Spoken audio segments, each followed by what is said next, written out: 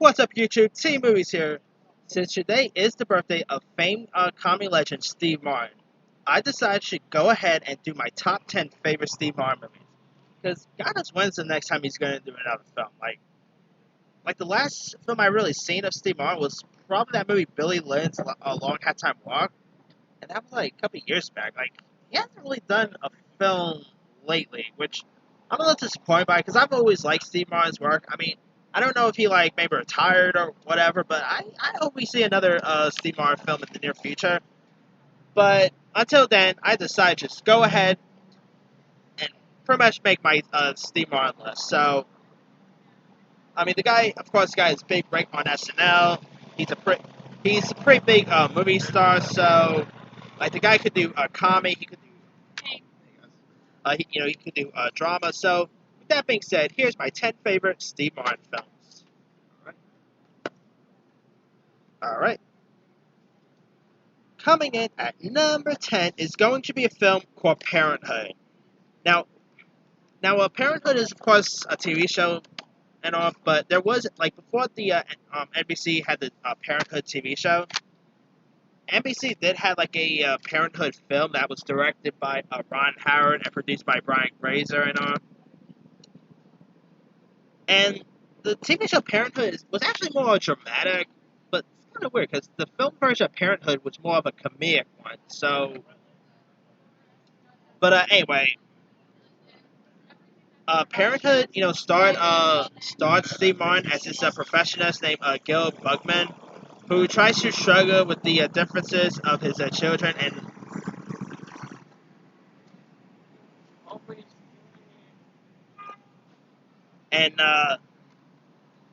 he also thinks that they reflect poorly on his parenting and all, and so Gil's siblings only add to the stress of his life, and one of like his one of his siblings is played by Diane Weiss, who plays like his sister, who faces difficulty with her teen daughter, played by Martha Plimpton, because Martha Plimpton's character ends up becoming pregnant and all, and so like another you also got another character named another one of his kid played by Holly Jane Kazak, who ends up clashing with her husband, played by Rick Moranis, when he ends up asking for more children and all. And you also got Gil's immature brother, played by Tom Hulis, who ends up turning up as well. And he has like a son that he can't really handle a whole lot. So it's really like a dysfunctional family type film. You also had Keanu Reeves in this, like a very young Keanu Reeves, so it was pretty cool seeing Keanu Reeves in a film like this.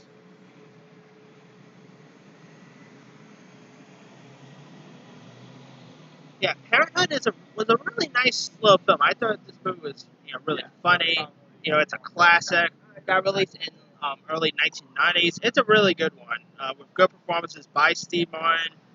Diane Weiss was terrific. It's probably one of Ron Howard's best works too. Not to mention, Martha, like a very young Martha Plimpton was really good in this. Like, if you guys haven't seen Parenthood by now, go check it out. It's a really good one.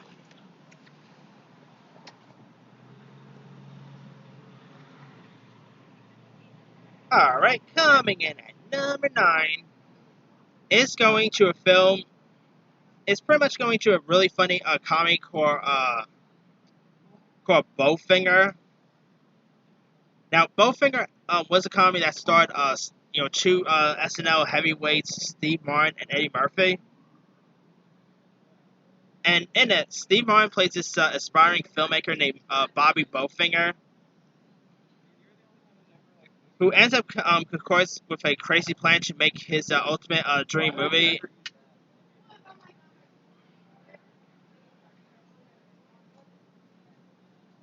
And so he ends up relying on a ragtag team that includes a starry-eyed engineer, uh, played by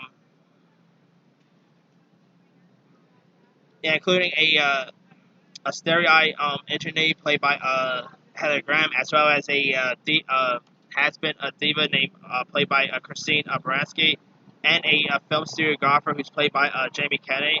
And so he ends up saying I should shoot on a blockbuster featuring one of the biggest stars in Hollywood, Kit Ramsey, played by Eddie Murphy. And so like he pretty much also it's only without letting Ramsey like knows that he's in the picture and all. So this is really a movie about about making films if you want to look at it that way. It was also directed by Frank Oz, who of course is best known for voicing Yoda and Miss Piggy and all. Bowfinger is really great. It's really funny. It has some really funny lines in it. It was pretty funny to see two of the biggest comic superstars in the world pair up with Steve Martin and Eddie Murphy. I mean, this was like the first time they ever worked together, which is interesting because they're both like they were like pretty big time SNL players. And also Heather Graham was terrific. It's always cool seeing Jamie Kennedy in something good. Christine Baranski was cool. Yeah, really nice, funny comedy. I mean, it is really underrated. I mean, not a lot of people really talk about Bowfinger, and they should, but it's actually really good. And if you guys haven't seen Bowfinger by now, go check it out. It's a really good one. All right, coming in at number 8 is going to a really funny comedy called Bringing Down the House. Now, it stars Steve Martin as this guy, as this guy named Peter Sanderson, who's like a lawyer who's having very trouble getting his life on track after his wife named Kate, played by Jean Smart, ends up divorcing him. And so, like, he's trying to adjust to his new status as a single father, and he's also like trying to look for a companionship as well. So Peter ends up trying to do the internet dating thing, and he pretty much you know pretty much features Queen Latifah as this woman who ends up getting out of jail, who really ends up catfishing Steve Martin's character and all. And the reason why she ended up catfishing him is because she really needs like a lawyer to get her out, like to pretty much get charges of her dropping her. And she also ends up clashing like pretty much living with Steve Martin as well. So I mean it's a really interesting film. I mean this is I've always wanted them to do a sequel to this, to be honest with you, because I mean getting Steve Martin and Queen Latifah back, that would be cool to watch. But yeah, Queen Latifah's character in this was not really what you call a likable character, to be honest with you. I mean, she's very loudy, she's very uptight with, and I really dug her chemistry with Steve Martin. And of course, you also had Eugene Levy, Betty White was in this too, so it was pretty cool seeing Betty White in something like this. You also had Joan Plowright was in this. The kid from Two and a Half Men was also in this too, so that was pretty cool to watch. But yeah, Bringing Down the House is a hilarious comedy, and I mean it was also directed by Adam Shankman, who did a really cool job at directing.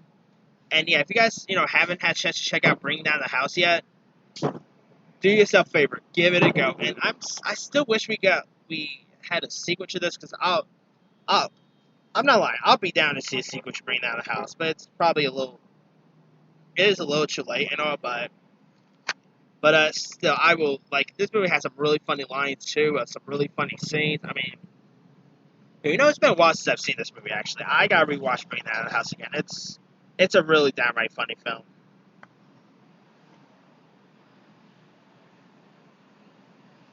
Alright.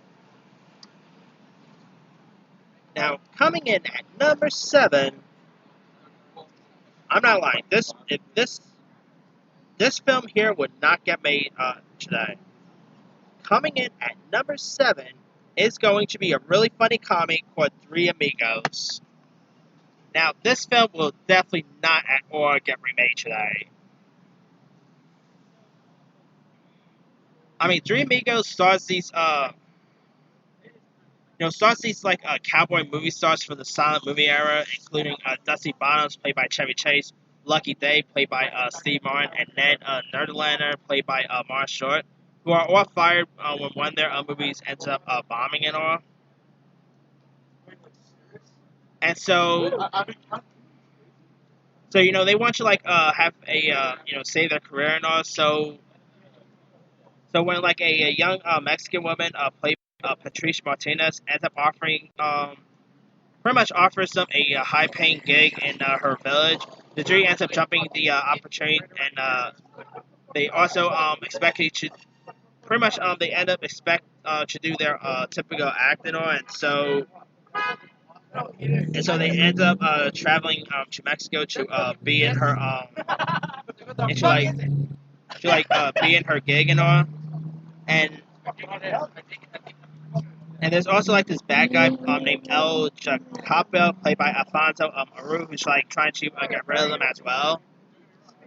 And the film is directed by John Landis, who also directed stuff like Animal House, Blue Brothers, and of course the three leads are trying to act Mexican here.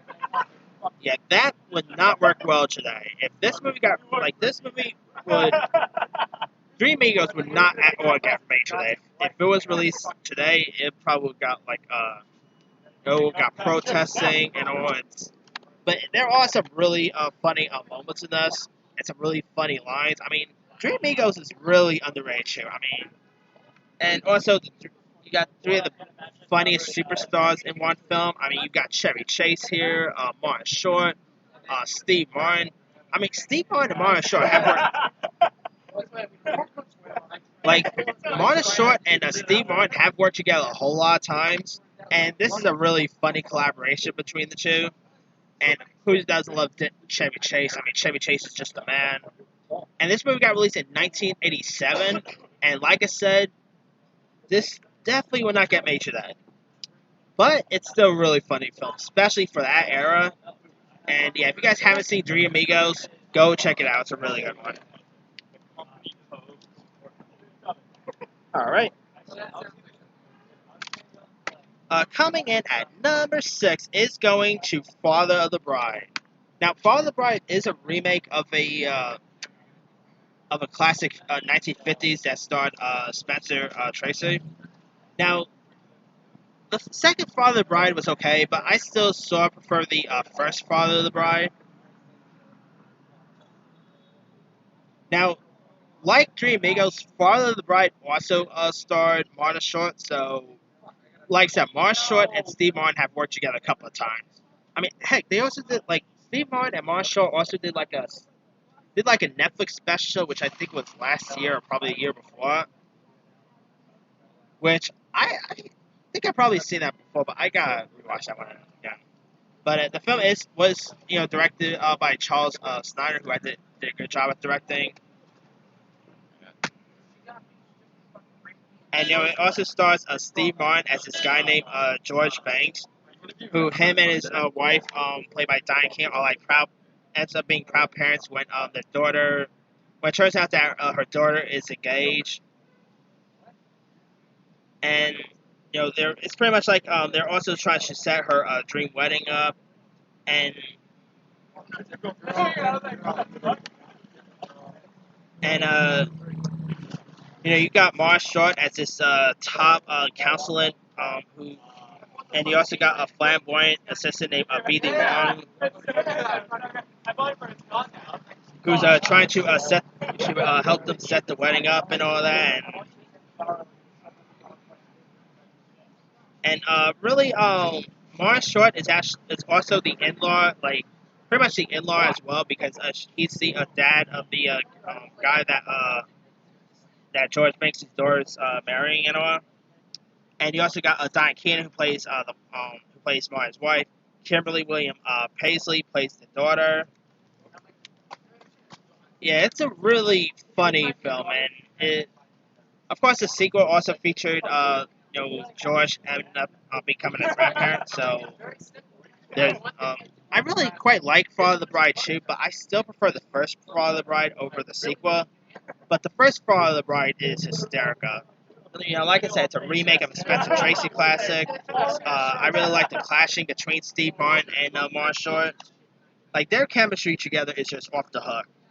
And if you guys haven't had a chance to check out Fall of the Bride yet, go check it out. It's a really good one. All right, coming in at number 5. Now this film is also a remake, by the way. And coming in at number 5 is going to Cheaper by the Dozen. It's directed by Sean Levy, who of course who's actually like who's one of the writers on Stranger Things. And Cheaper by the Dozen, stars Steve Martin and Bonnie Hunt as they both play parents to get this. They actually play parents to 12 kids. Like they have literally 12 kids in this movie. And when Bonnie Hunt's character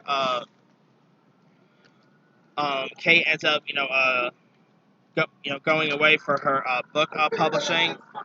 Tom, who's like a high school football coach, ends up pretty much being like pretty much trying to take care of the kids all by himself and all. And the kids in this were really good. Like you had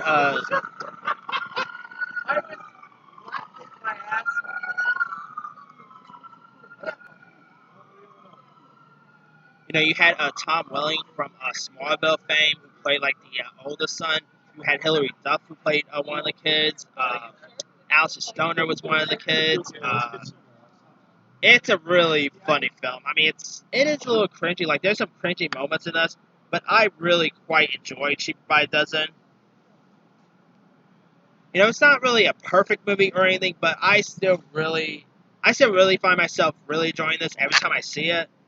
And he plays like the perfect dad here. Sometimes he's a little strict, sometimes not so strict. Not to mention Piper Perabo also plays like the oldest daughter here, so it was pretty cool seeing her in this.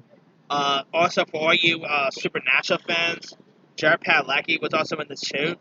Like I literally like the scene where Jared Padalecki plays like this bully, and he's almost getting into a fight with Tom Welling. I mean, for anyone who likes Supernatural Smallville, that scene should be funny for you right there.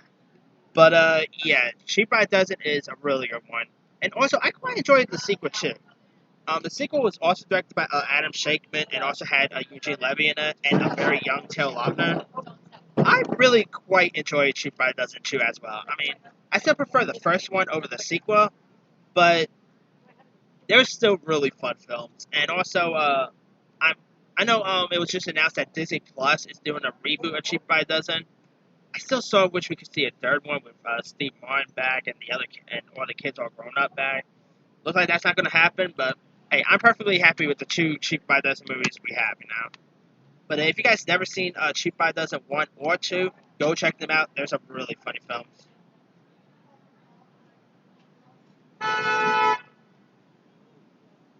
Alright. Now, coming in at number 4 is...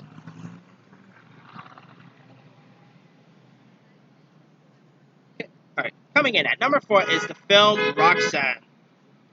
Now, Roxanne is actually like a modern adaptation of the iconic Redmond Ossens play Cyrano de Borderac. I always mispronounce the last name. But Roxanne, with I mean it's Steve Martin with a big nose. What more can you ask for? I mean, like who did not like seeing Steve Martin with a really big nose there? And of course, you got Daryl Hannah as the Tyro of Roxanne, who he ends up trying to pursue and all. And yeah, Roxanne was also directed by this director named Fred Salpesky, and also featured people like Rick Rosovich, Shelley Duvall was in this, Fred Willard, Damon Wayans. Roxanne is just great. It's really funny. It's a really cute romantic comedy, and great chemistry between, like, it has a great romantic chemistry between Steve Martin and Daryl Hannah.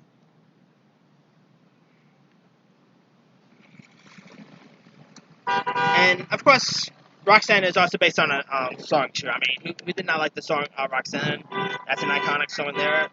But the film is really good. I mean, if you guys never checked out Roxanne with Steve Martin or Daryl Hannah yet, go check out Roxanne. It's a really funny little film.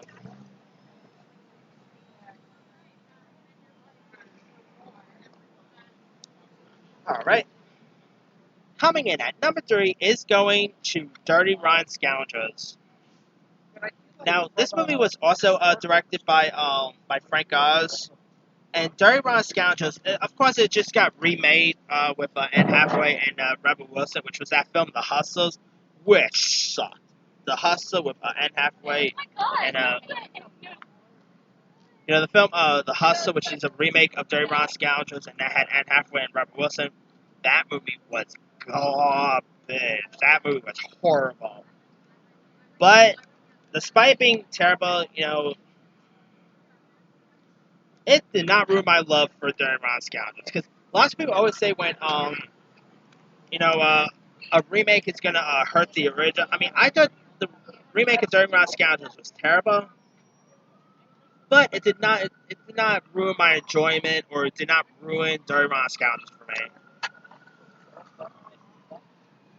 And believe it or not, Dirty Rotten Scoundrels with Steve Martin and Michael Caine is in itself is also a remake of a French film. So yeah, there's that too. And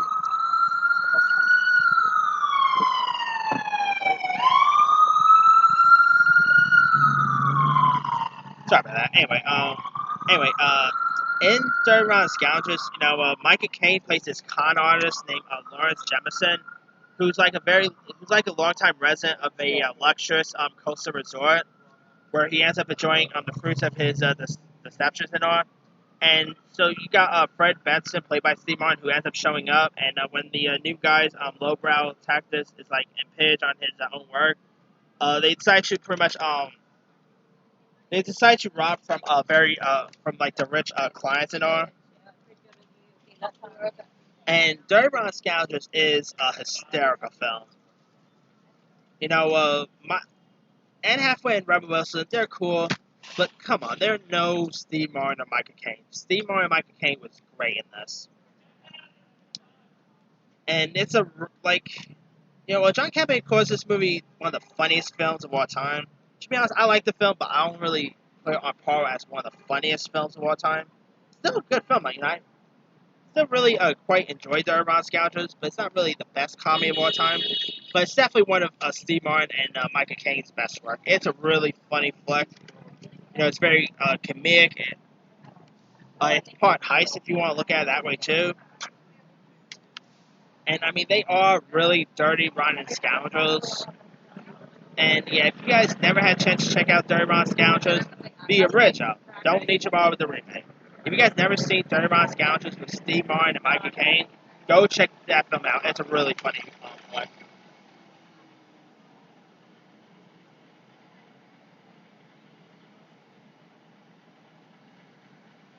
Okay, coming in at number 2. My number 2 favorite is actually the film that really put Steve Martin on the map, by the way. I believe this is like his first feature film, if I'm not mistaken.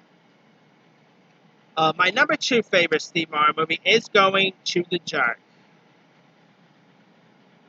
Now, The Jerk is directed by famed comedy legend Carl Reiner.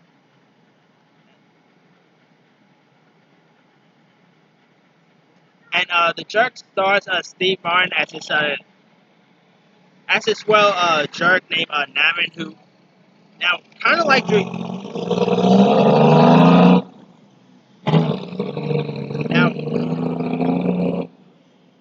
now like Three Amigos.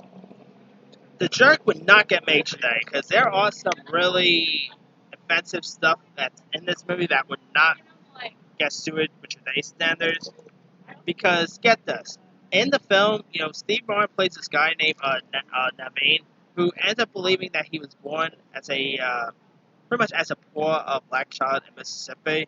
And so like however, is of course white, and so like he ends up heading to North St. Louis to find himself, and he ends up landing a job at a gas station. And he also excited to discover his name is printed on in the new phone book and all. And so like he ends up going to a whole lot of stuff to find himself. Like he ends up dodging bullets. He ends up joining a carnival. He also falls in love with this woman, named Marie, played by Bernadette Peters. I mean, the jerk is great. Steve Martin is hysterical. Bernadette Peters is great. It's like around the movie got released around the '70s, and it was of course the year where Steve Martin got his big start on SNL. And this was like the movie that really broke him to film superstardom, and he was magnificent in this. And it was pretty cool seeing Carl Reiner direct a film like this. And I liked his chemistry with Bernadette Peters. Their chemistry was good. This it's also a pretty raunchy film too. So I mean, like I said, there's some jokes in this that would not get made in today's standards.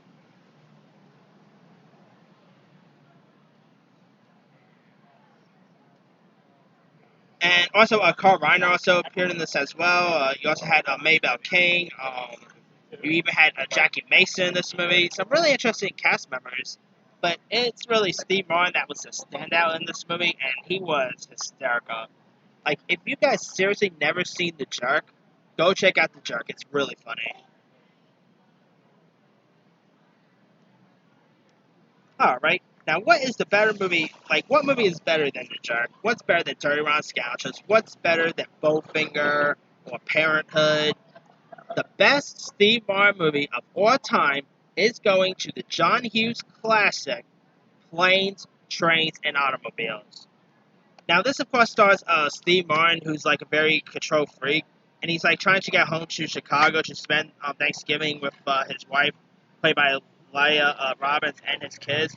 And his flight ends up being rerouted to a distant city in Kansas because of a snowstorm. And so, like, he ends up being forced to bunk up with this talkative guy named Dale Griffith, who he ends up pretty much like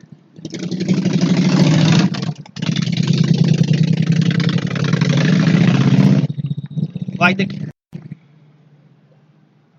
the character of Dale Griffith is very annoying. He's very talkative. I mean, he's not really a character you want to spend time with.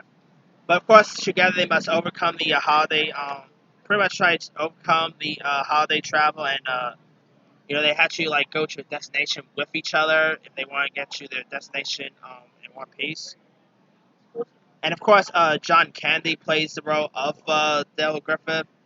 You also had a very young Kevin Bacon was in this. Planes, Trains, and Automobiles. It's also like a road trip movie. You could consider this as a holiday film too. I mean, this is definitely a movie I always watch around Thanksgiving. It's a Thanksgiving film. It's not a Christmas film, by the way. It's really hysterical. It has some outrageous, funny lines, and such a great movie. If you guys never seen Planes, Trains, and Automobiles, directed by John Hughes, starring Steve Martin, John Candy, go check out Planes, Trains, and Automobiles. It's a really great one, and you'll definitely be glad you did. It's really funny. But that's pretty much it. Let me do the quick rundown. 10. Parenthood. Bowfinger. 8. Bring Down the House. 7. Three Amigos. 6. Follow the Bride. 5. Cheaper by a Dozen. 4. Roxanne. 3. Dirty Rotten Scoundrels. 2. The Jerk. 1. Planes, Trains, and Automobiles. Now, Steve Martin has done loads of other films over the years. Let me pull this. Let me hurry this up because my phone's about to die. Not my phone, my computer's about to die. Steve Martin. Of course, he was in the Pink Panther movies.